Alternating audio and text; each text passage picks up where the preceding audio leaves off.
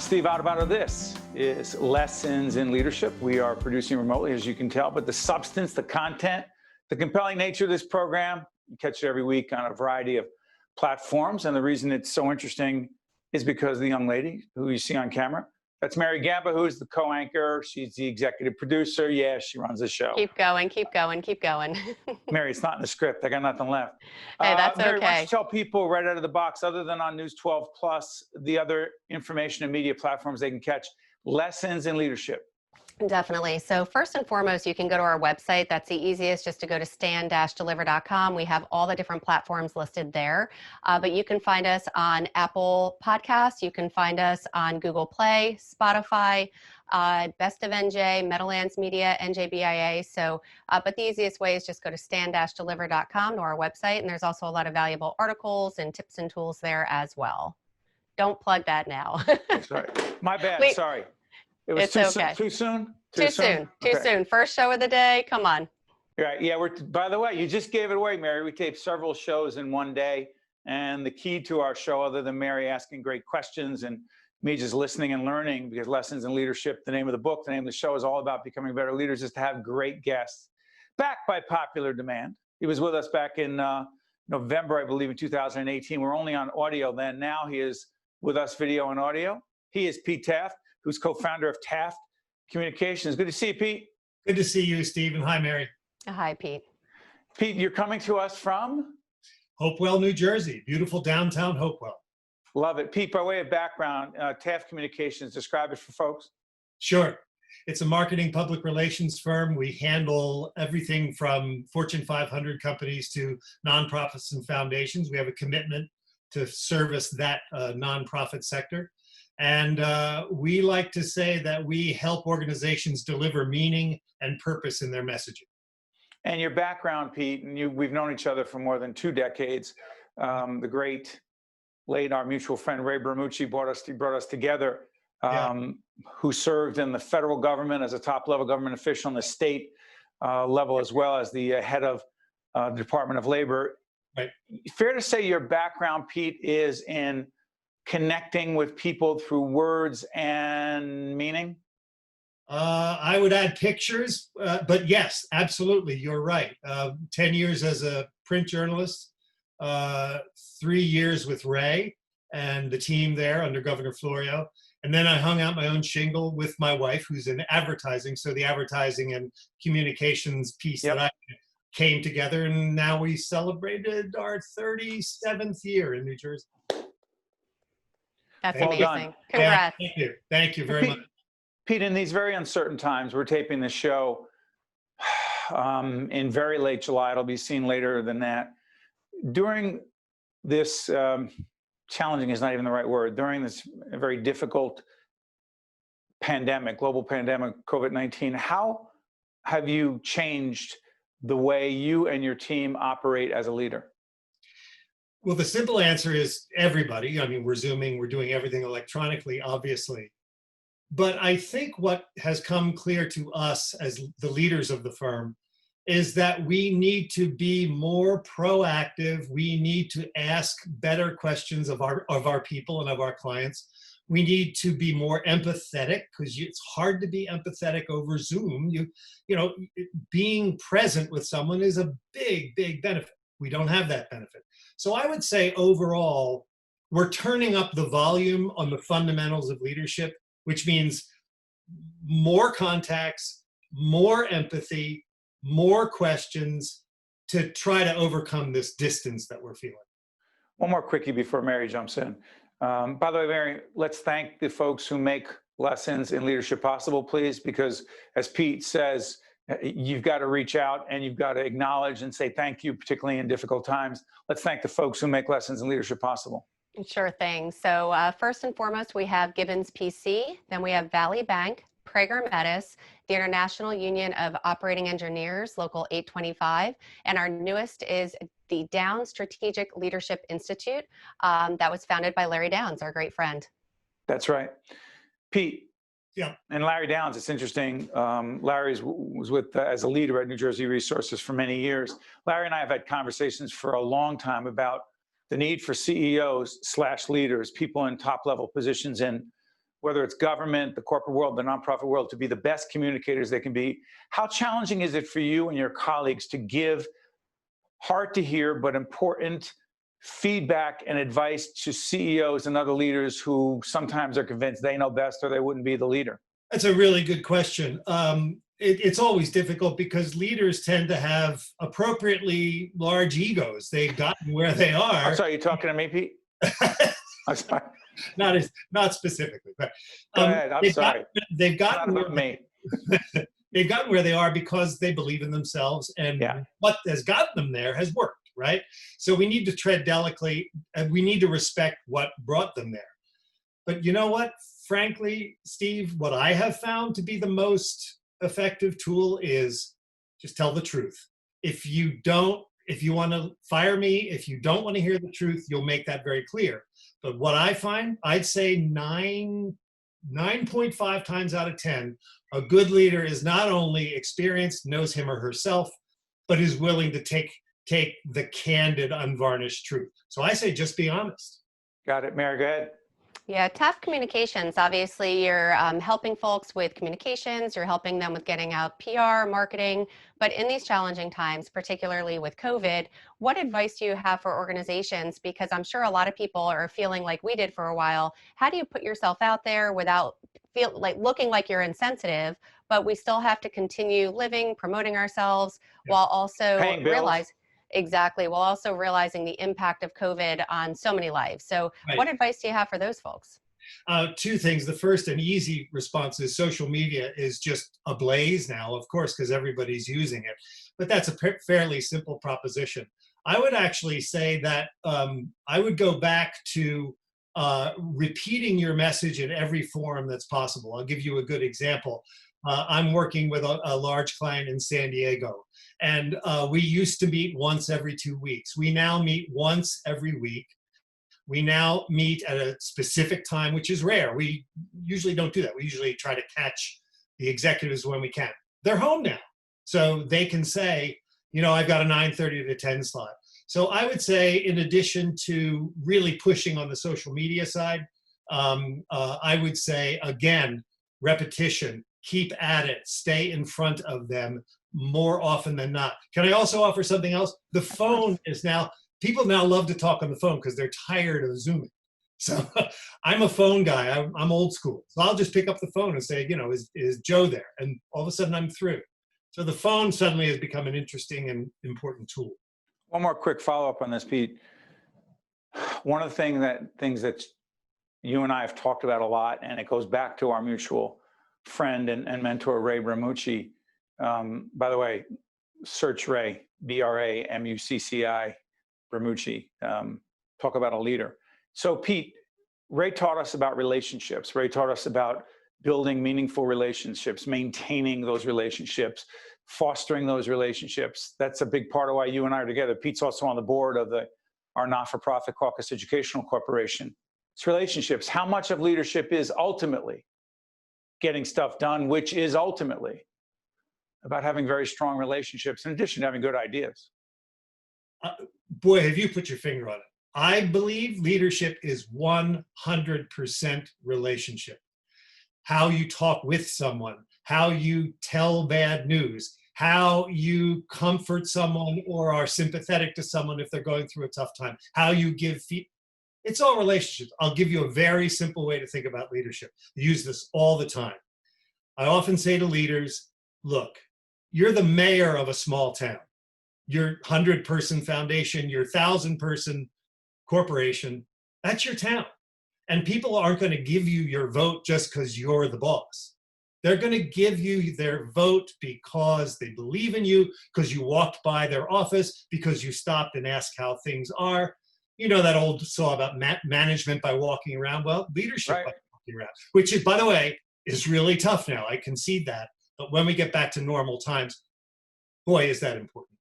By the way, real quick, I believe management by walking around was coined by Tom Peters in his book In Search of Excellence, 1984. Mary, I'm not bragging. You just know I that. can't believe, well, it was most impressive that you knew the name of the book, the author, but the year? 1984. Yeah. There we go. Yeah. Yeah. I won't say what grade I was in library. 1984, Steve. I'll leave that aside then. I have no. Mary gets a lot of airtime for someone who's very snarky and hits me with shots, It but was I a good, don't it expect. was a good one. Can you sense the tension, Pete? What's that? Can you sense the tension between us? Absolutely. Perfect. And That's why people relationships. stay tuned in. It's a Yeah, by the healthy tension. Healthy. And by the way, Pete's so right about relationships because we've talked about this a million times. I won't bore the audience. It's our relationship over 20 years, going through some very tough times, very honest. Pete talked about feedback. Mary gives you feedback.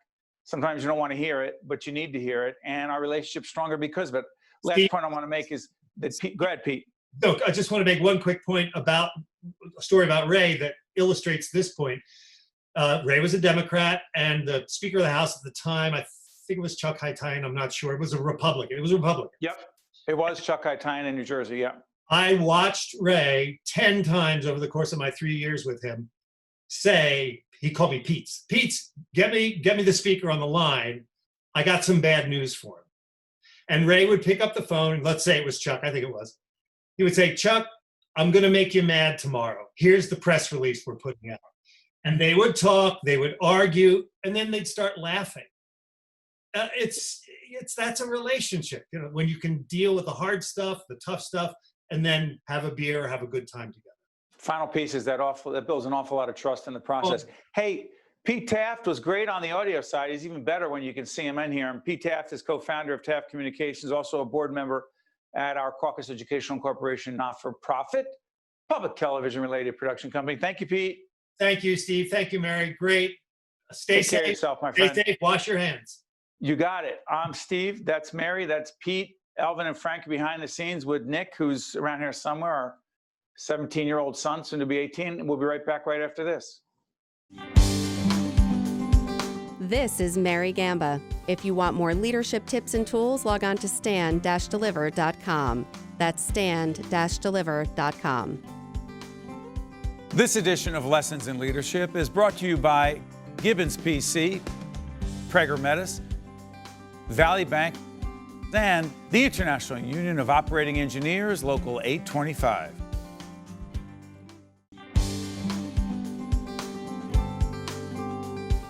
Welcome back to Lessons in Leadership. Steve and Mary are here. Mary, let's set up this interview with Dr. Joe Nyer, president of Seton Hall University. You had the opportunity to speak with him recently, and it was just fascinating. Of course, COVID has impacted so many organizations, and higher ed really is one of them at the top of the list because it impacts thousands and thousands of students and faculty members. And Dr. Nyer just really talked about how this COVID situation is going to be a case study for years to come. And he provides his insight into the leadership lessons that he's learned and how he's going to apply them in the future. So interesting. The decisions that leaders make have such a great impact on so many others. You, for example, with your son about to go off to college, you know, you save, you work hard, you and your husband, and it's about to happen. And hey, wait a minute, what are we doing? And the same thing at Seton Hall, right? It affects parents, kids, faculty members, people who work at the university, on campus, remote. Yeah, it impacts everyone. And the one thing that you and I have talked about a lot in the past is, as parents, I know the first thing that we want to do is throw our arms up in the air and say, we're spending all this money. We want to have our kids have a traditional college experience. This is such a challenging, difficult time, unprecedented. I know that word is used a lot. But to put that unfair pressure on these universities who are really just looking out for the best interest of the students, I just think right now we're going into it with an open mind, taking each day as it comes. And, you know, maybe in September he'll be going off to school, maybe it'll be remote, but it's still going to be college, and they're going to be stronger and more resilient because of it. You know, what's so interesting about it as we do this program, and again, we don't try to be timely, this program will be seen well after the summer into the fall. But and I don't know what's going to happen with Major League Baseball, but as we do this right now, Commissioner of Major League Baseball had to make a decision, had to step up and lead, had nothing to do with baseball, everything to do with leadership, after several members. As we do this program, looks like 8, 10, not sure the exact number, of the Florida Marlins. That they're called the Miami Marlins, the Florida. I think they're just the Florida, but yeah. After the Yankees, I don't care. So, but I do know this, it affects not only just that team, but the league, their families, the fans. Thank you. It's Miami Marlins. Thank you, Badger, Elvin. Appreciate that. So here's what's funny about it. someone's going to get hurt no matter what. If you say it's just about the kids at a university level, it's just about the students, that's all we care about.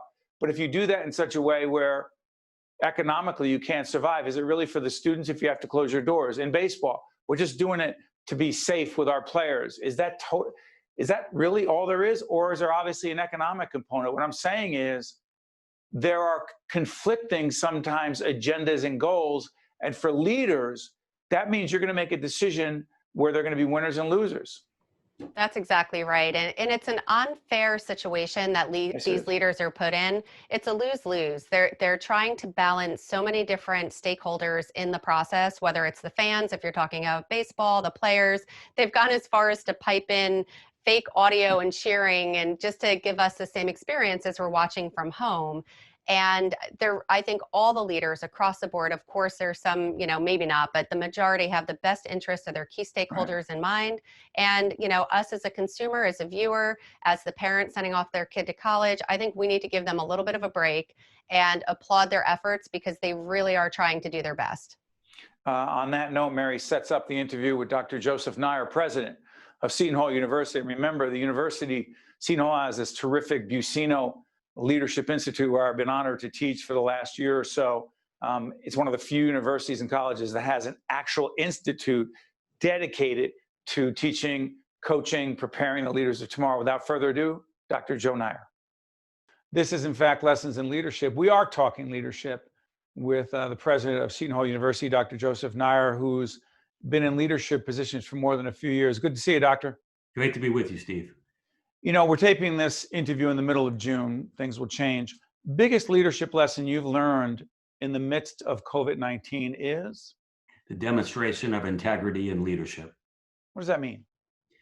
We saw the higher education sector, particularly the Eastern Seaboard, take action as the virus came ashore. They took action before CDC guidance, took action before executive orders or government guidance, in the best interest of the students and their faculty. They canceled study abroad. We were one of the first to do that.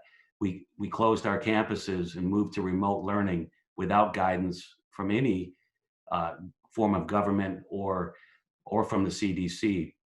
We knew it would be a significant impact on the college's budgets, but colleges and universities up and down the Eastern Seaboard acted quickly in the best interest of our students and our employees. Let me follow up on this. I said in a previous interview that we did for public broadcasting that my connection to the university is on several levels. And one of them is that I've taught a seminar on leadership and communication at the Buccino Leadership Institute, a big part of the university. Big part. And so I keep asking myself this question: to what extent do you believe leadership or leading in this pandemic winds up being an extraordinarily powerful, complex, and relevant case study for all students of leadership moving forward? We'll be studying this for the next 10 to 15 years. The actions taken early to protect the health and well-being, to move from the hour-to-hour, day-to-day crisis management, to then the planning for the fall and beyond, required a multitude of leadership skills, leaders, and teams working together without clarity on multiple sets of contingency plans to ensure that the students' best interest and the faculty's best interest were brought to the fore. But Doctor, when you say uncertainty, right? Here's what I keep thinking about, and I've been writing about this, teaching, and really struggling with it. And it's I keep saying our leaders need to be more strategic. And so, what does it mean to be strategic? I'm not going to get on my soapbox, don't worry. But I think to myself, think about what you're doing, why you're doing it, how you're going to get there is tactical. But a lot of that requires, Dr. Nair, for you to know certain things, that there aren't so many variables, not the least of which is what is tomorrow going to bring. So here's my question.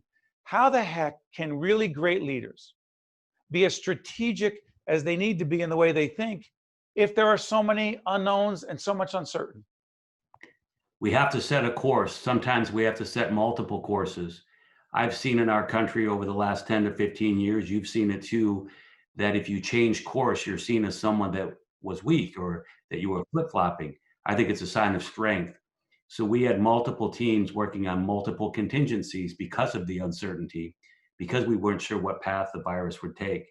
But I'll also share that we benefited from a colleague of mine who I trained with at Harvard Medical School, who helps lead the healthcare system in Spain. She and I spoke every morning for about 90 days in a row at 6:30 a.m. our time, because we knew that the virus was about 4 to 6 weeks ahead in Spain. And what they were experiencing that day, we might be experiencing 3, 4, 5 weeks down the road. And that sort of information, coupled with strong leaders and great teams, we were able to synthesize information and set contingency plans well into the future. Quick follow-up on this. You come into Seton Hall as this is happening, right? That's correct. You're not there that long when things break. That's right. And one could view that as an opportunity. I saw where we had struggles, and I also saw great leadership. It tested all of us and tested our team and tested us early. And I'm grateful for how the universities responded. I think they've done very well. We've done very well navigating a very difficult time. So it's interesting. What I was actually going to ask, Doctor, is do you feel like, hey, because I've heard some people say this, oh, I got a bad break. Like, look, you take over the university as the president, and look at what I'm facing out of the box. You don't look at it that way. You see, listen, this is the hand that we have been dealt. My only job is to figure out how to play this hand as best I and we can. You block out all the other, hey, woe is me stuff. Absolutely. I block all those things out and focus on the task at hand. And also the question on when the clouds do part and the pandemic lessens, how can we ensure we're better positioned than we were before we went into the pandemic? And that's where we're spending most of our time and most of our energy. And that's definitely how I view it. You know, it's interesting. There are two leadership books that I promote go on our website. You'll see stand-deliver.com on our website. Two books written by Dr. Spencer Johnson. One is Who Moved My Cheese? You know the book, right? I do. And the cheese is a metaphor for anything you want. The cheese keeps moving. It's about change. The other one is Dr. Spencer Johnson's book, Peaks and Valleys. And managing the peaks when you're at the top, a sports team's at the top, and they say, hey, we're good, status quo, which you know isn't a plan, right? You can only go down from there. But the valley, if you consider a valley a really tough time, how do you manage that? Is the peaks and valleys metaphor appropriate for what we're talking about right now? I do. I think it's a great metaphor. It's a bit like whitewater rafting combined with peaks and valleys. And we're moving through a difficult space that, again, we have more clarity now than we did 3 weeks ago. But this could all turn tomorrow because the virus, we've seen many twists and turns. So I do think the peaks and valleys metaphor is a great metaphor. And we're also trying to ensure that we're not living from one eruption to another, right? And we've seen that in another pandemic in our country recently. Yeah, my last question. I asked virtually every leader, including Dr. Brian Price over at the Buccino Leadership Institute and Pat Lyons, your colleague, who was on Lessons in Leadership.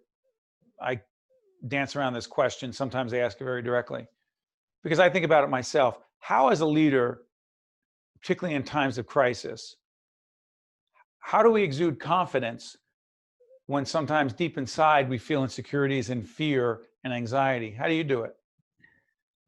Honesty and compassion. I think that in times of uncertainty and great stress, having people that are honest and demonstrate compassion and that are leaning forward helps us all move through what can be a wildly stressful period. And I think those elements are critical. Yeah. You know what? I lied. One more quick question. Myles Powell. Those of us who are Seton Hall University basketball fans love watching him for the 4 years that he played at Seton Hall. And one of the things that struck me beyond his play on the court is the kind of leader he was and is. Camaraderie, giving credit to other people, enthusiasm. Am I overestimating Myles Powell as a leader? No, I think you're right on the mark. He's a leader, and even in difficult times, nights of big losses, he was there when a young fan would come up to him after the game and want to say hello or want to greet him. So dealing with great challenges on the court and off the court, he was there for the community, and the community is greater than his team. He was there for the community of Seton Hall and all who follow Seton Hall. Yeah, it's interesting as we close this interview with Dr. Nair. I think Miles Powell scored 30 points. You won a big game, nationally televised on Fox, and he's doing the interview. And as they're praising him, he sees one of his colleagues, help me on this, a very tall center. I'm drawing a blank. That he called the center over on the team who had like 15 rebounds and 15 points. And he said, hold on one second. Here's the real hero of the game. I'm embarrassed that I don't have his name on my fingertips. But what's really, it wasn't Michael Enzi. I'm sorry. It was Nicole. Thanks for that try. It was our center this year at 7'2". Help me on this. He called him over and he said, this is the guy that you want. And I thought to myself, who does that? Who gives credit to someone else like that? That's part of leadership too. Sorry, I got on my soapbox, Joe. Hey, just real quick, if I could, we're playing Vanderbilt at Vanderbilt, and we're winning the game. It was a big win for us this season. And Coach pulled Miles out, and Coach Willard did. And Miles Powell on the sidelines, his senior year playing Vanderbilt, is cheering and cheering and cheering for his teammates, not frustrated that he was pulled out of the game, because he knew that he was part of a team, and that whether he's on the court or off the court, he plays a role. And I think that's a demonstration of integrity. That's leadership, that's integrity, and that's why we do lessons in leadership. Dr. Nair, thanks so much for joining us. All the best. Great to be with you, Steve. That was Dr. Joseph Nair from Seton Hall University. Mary, two quick points that you wanted to raise about this having to do with integrity and changing course when things either go wrong or you have new information. Yeah, Dr. Nair really shared some great tips and tools about leadership. First and foremost, that integrity is so important for every leader at every level. And that was true prior to COVID and any crisis. But once you're within a crisis, it is so critical. And the second major point Hold on, don't go to the next one. How do you define integrity for a leader? Integrity, and is it any different from integrity for a human being, a person? I really don't think it is. I think integrity, that's one of those traits of a human being. It's a characteristic that to me really just means that you're trustworthy, you're dependable, you're reliable. And we always say, my word is my bond. And it's so true. It's knowing that what you say is what you're going to do.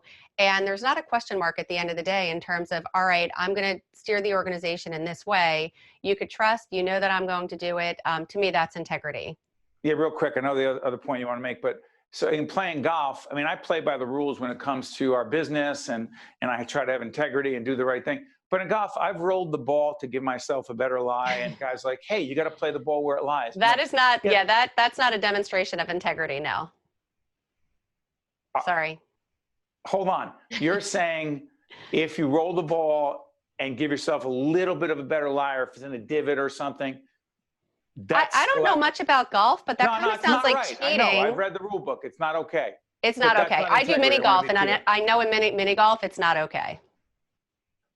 Okay, so if you're in mini golf and you're up against the thing and you need a little, never mind. And real quick, before I let everyone out of here, do the thing on changing course. Oh, changing course. Yeah, sure. Establish the course. We got to stick to it.